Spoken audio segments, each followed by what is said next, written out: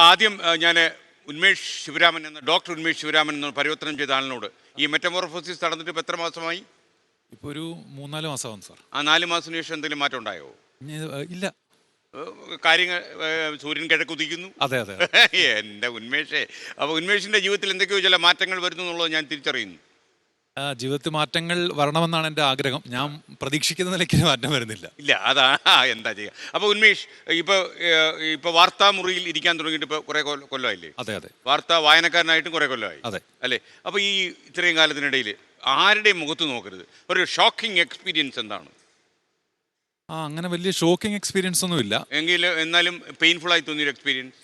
Painful എന്ന് പറഞ്ഞാൽ ഞാൻ ഈ ഡെസ്കിൽ ജോലി ചെയ്യുന്ന സമയത്ത് അത് എന്നോട് എല്ലാവർക്കും വിമർശനമൊക്കെ ഉള്ളൊരു കാര്യമാണ്.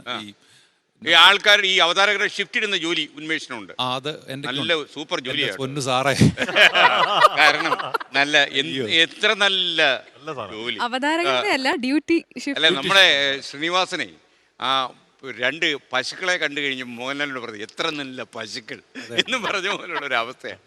അതൊരു വല്ലാത്ത അവസ്ഥയാണ്. അത് വിട്ടു. അത് വിട്ടു.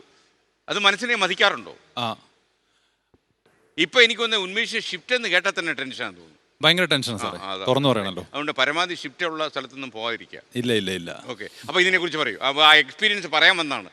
കുന്നിൽ തടഞ്ഞ പുഴ പോലെ കുഴഞ്ഞു. ഞാൻ ഈ വാർത്തയായിട്ട് ബന്ധപ്പെട്ട എക്സ്പീരിയൻസ് അതാണ് സാർ ഉദ്ദേശിച്ചത്. അല്ല, ഞാൻ പറഞ്ഞ shocking experience from a news room. News റൂമിലുള്ള ഒരു എക്സ്പീരിയൻസ് എന്ന് പറഞ്ഞാൽ നമുക്കിപ്പോൾ പെട്ടെന്ന് ഞാനധികം ന്യൂസ് റൂമിൽ സംസാരിക്കാത്ത ഒരാളാണ്. എനിക്ക് മൗനിയാണോ?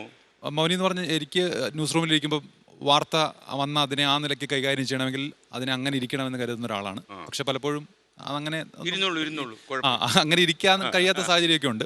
അപ്പം പെട്ടെന്ന് ആരെങ്കിലുമൊക്കെ ഈ വാർത്തകൾ വരുന്ന സമയത്ത് സംസാരിക്കുകയോ അല്ലെങ്കിൽ ഒരു അലസഭാവത്തിലൊക്കെ ഡെസ്ക് ഇരുന്നിട്ടുണ്ടെങ്കിൽ അതെനിക്ക് ഭയങ്കര ബുദ്ധിമുട്ടുള്ള കാര്യമാണ്. ഞാൻ അവിടെ ഇരുന്ന് വേളം ഉണ്ടാക്കും, അല്ലെങ്കിൽ ഡെസ്കിലൊന്ന് കൈകൊണ്ട് അടിക്കും. സൈലൻസ് എന്ന് പറയുന്നതല്ല, നമ്മൾ ആ ഗൗരവത്തിലേക്ക് വരണം. അതുവരെ ഉണ്ടായിരുന്ന ഇത് മാറിയിട്ട് നമ്മൾ ആ ഗൗരവത്തിലേക്ക് വരണം എന്ന് പറയുന്ന ഒരു സാധനം. ഞാൻ ഏതോ ഒരു ദിവസം ഇങ്ങനെ പെട്ടെന്ന് വന്ന സമയത്ത് ഏതോ ഒരു വാർത്ത പോകുന്നു. ആ വാർത്ത നമ്മുടെ ഡെസ്ക് അറിയുന്നില്ല.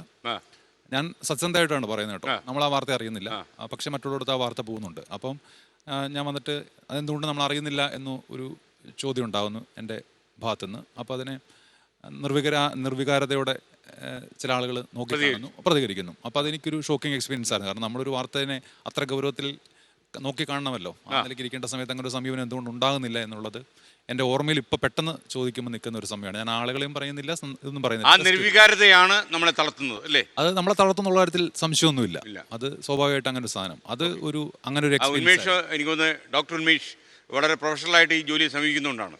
അല്ല, ഞാനത് എൻ്റെ വിശ്വാസം അങ്ങനെയാണ് സാർ. ഇപ്പോൾ ഓരോരുത്തർക്കും അവരുടെ ജോലിയെക്കുറിച്ചും നമ്മുടെ രീതിയെക്കുറിച്ചും അവരുടേതായ വിശ്വാസം ഉണ്ടായിരിക്കും, അവരുടെ കാഴ്ചപ്പാടുണ്ടായിരിക്കും. പക്ഷേ എൻ്റെ ഒരു കാഴ്ചപ്പാട്, എൻ്റെ ഒരു വിശ്വാസം അങ്ങനെയാണ്. അപ്പോൾ അതെനിക്ക് പെട്ടെന്ന് അങ്ങനെ ഒന്ന് ഫീൽ ചെയ്തു ആ സമയത്ത്. അത് കുറച്ചു നേരം എന്നെ ബാധിച്ചു ആ ഒരു സാധനം.